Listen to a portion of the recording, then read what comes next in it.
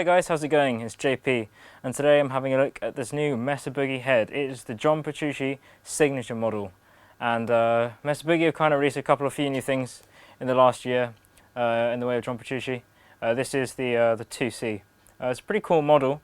There is a lot to go through. There's a whole lot of different things on here, but from the top, it is a compact size head. Oh, it's pretty compact. It weighs about 18 kilos, but in form factor it's pretty small. It's a 3-channel amplifier, and you can see there's 2 EQ units, which is really cool. Got a whole lot of different options, running it with different cabs, 2 4-ohm cabs, an 8 or 16. Reverb control for each of these channels, which is actually located on the back. We'll go through that in a moment. So a whole heap of different things. There's lots of individual dials. It might take a little bit of getting used to it first, but you'll see that it's all worth it, and everything is foot switchable and foot switch controllable, which is very handy as well. So let's start from the left. We've got our 3 channels here.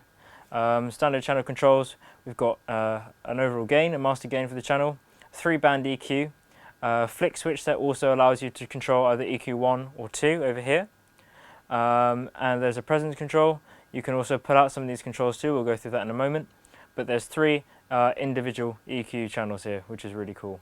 They are identical.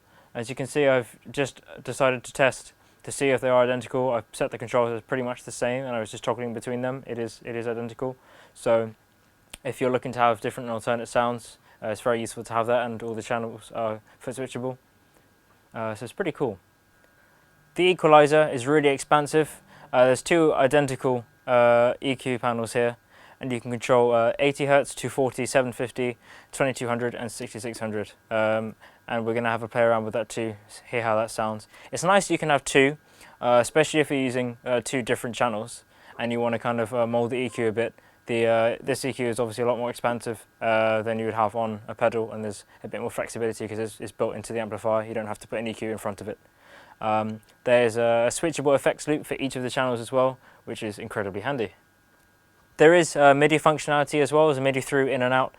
So if you are using this with your favorite effects unit, which might be possible, if you like to run with effects in either a rack setup or pedals, it's possible to put it in the switchable effects loop as well. So you have the choice of using MIDI and effects loop for effects. If you are recording and you like to automate things, MIDI through is going to help you with that. We've also got some fixed EQ circuitry as well, which is nicknamed Shred, and you can just flick these on and off as well. This is part of the EQ panel, but you don't have to be using the EQ bands to make use of that. So our overall channel selector is right here, so you can flick between 1, 2 and 3. You can see the lights are changing there. That's how we change the channels, and of course there's a standby function. So let's go through a couple of these settings in the preamps, and let's see what sounds we can make.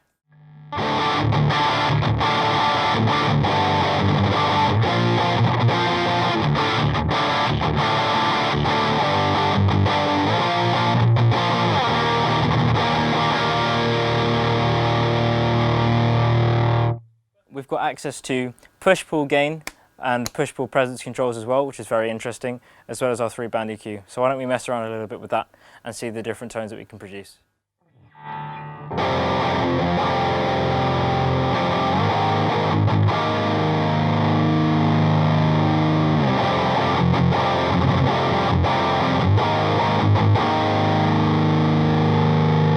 These really begin to saturate when you bring up the gain and put it out at the same time.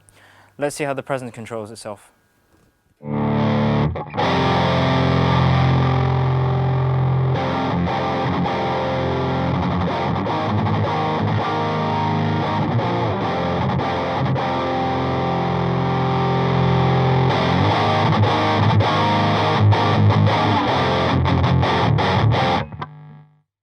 You can see that by turning up the presence knob, it's not too oversaturating.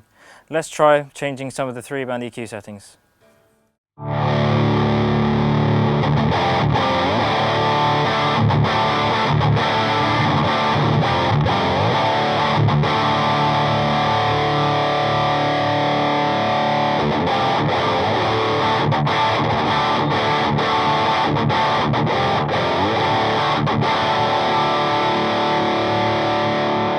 A really good boomy bass, but you can see it doesn't get too thin as you back the bass away. It still retains a lot of the tone characteristic just while taking out that low end. Let's try and mess around with the mid and treble a little bit and experiment with some more modern metal sounds.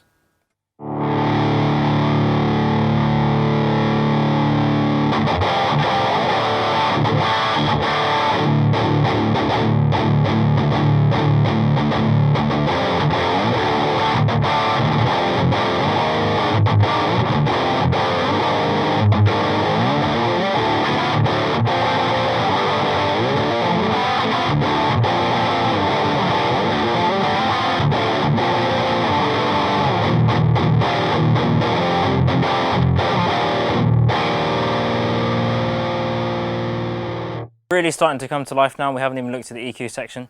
The reason why I mentioned modern metal, John Petrucci, fantastic guitarist, has been turning heads for the last 30 years, and I guess their music is pretty versatile. Dream Theater's music is versatile, and so is his playing, and he varies between 6 and 7 strings. Maybe you're buying this because you're interested in getting an accompanying app for an extended range guitar like a 7 or an 8 string. Using a 6 string and drop D, so perhaps not that much of a test, but the mid control is definitely going to help you when tuning down low, and you still want to have some good characteristics, so definitely it will handle that kind of guitar very well. Let's experiment with the EQ sections, the EQ panels, and see what we can do there. So if we want to turn on the EQ, you can see that there's an individual EQ switch per channel, which is very handy because potentially you like to use that on one channel, not the other. So let's just turn on EQ2. We were on EQ1, but it was completely flat. So let's just flick that down. The indicator light will come on for which EQ you're using, and now we can experiment a bit.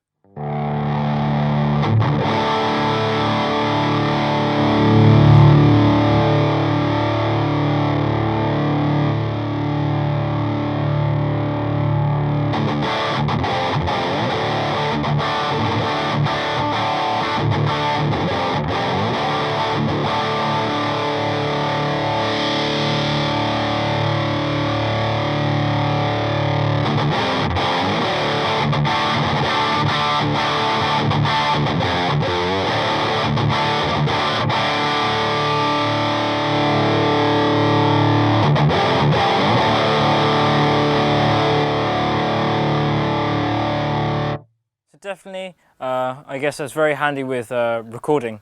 When you're using a cab clone, maybe you just want to run straight into the computer, into the DAW, and like myself, I'm not too clued up with recording and post-processing, but it's just made so much easier when you're using EQ bands like this to be able to control your tone overall. So I guess a very helpful selection of EQ parameters here, and the fact that you can toggle them on for the channel is interesting. On the back, which you can't quite see, there is a reverb control, and we can flick that on here. So we're going to have a listen to the reverb now on the channel and see how things act there.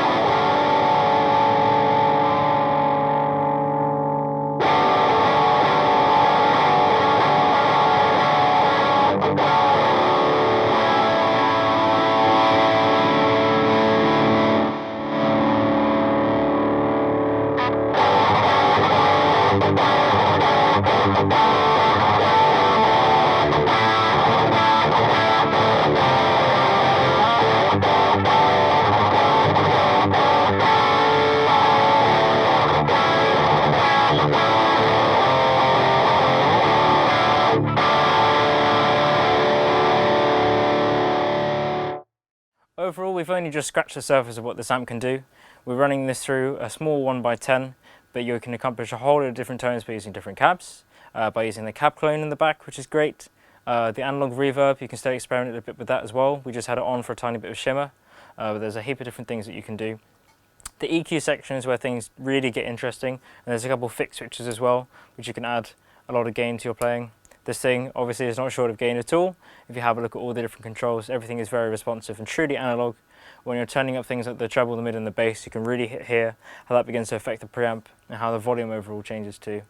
We've got versatility with these push-pull switches, can give you access to a whole lot of different tones too. So you've got a lot in one amplifier, a lot. And if you want to hear more about this amplifier, you can click on the links above and below and go to the product page and read a little bit more. Or if you want to see some more guitar demos and some amplifier demos, perhaps some effect demonstrations as well, you come to the right place. You can like our video, you can drop us a comment and let us know how we're doing. and you can subscribe to us as well so you can see when we're next uploading. Thanks very much.